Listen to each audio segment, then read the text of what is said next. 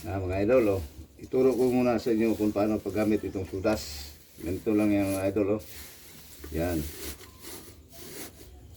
Yan lang ha.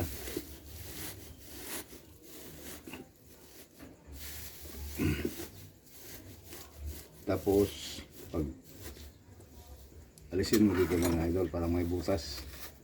Para may butas mga idol, Ano lang, Yan, para makuha yung pan. Para makadaan yung apoy.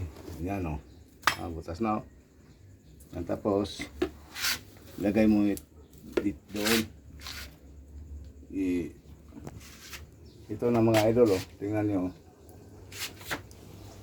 Yan na. Yan na ang kuwan mga idol, Tingnan nyo. Dali lang kano ng kuwan, yung maluto yung kuwan, yung saing, sinasaing mo, tapos tipid ka pa sa tipid ka pa sa yung panggatong. Tingnan nyo yung panggatong namin, maliit lang. Yan. Yan mga idol, Tapos